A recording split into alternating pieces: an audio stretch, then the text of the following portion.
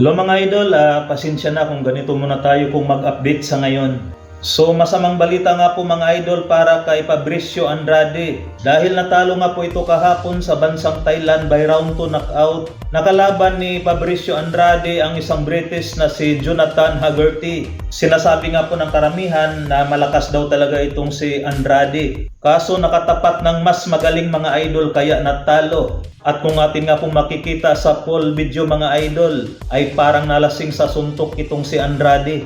Kaya ngayon itong si Jonathan Haggerty na ngayon ang bantamweight Muay Thai champion. Sa isa pa nating update, Pinoy na si Christian Bulunan. Nagwagi nga po ito kahapon mga idol sa pamamagitan ng knockout. Nakalaban ng ating pambato ang Thailander na si Aditip Mongcharwin. At dito nga mga idol, dinurog lamang itong Thailander ng ating pambato na si Bulunan. Ang magandang balita pa nga po rito ay nakuha ng ating pambato ang WBO Asia Pacific Minimum Weight title.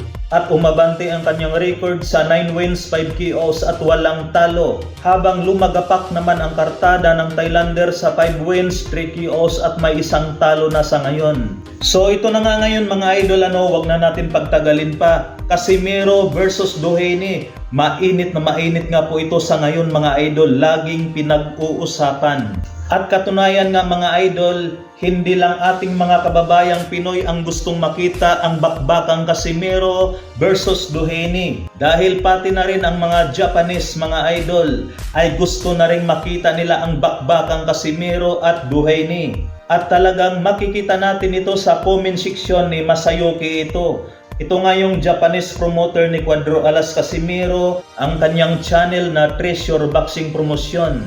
Kaso dito sa sinasabi nilang magandang match-up na ito mga idol ay may nakita tayong problema rito. Unang-una ay hawak ni Sean Gibbons itong si Doheny. Kaya parang malabo mangyari ang salpukang ito mga idol. Pero sa ngayon sinasabi naman ni Cuadro Alas na dandel na raw, na ibig sabihin may makakalaban na. Kaya yun na lang ang abangan natin kung sino yung susunod na makakatapat ni Cuadro Alas. So ayan lamang muna mga idol, hanggang dito na lang. Maraming salamat po.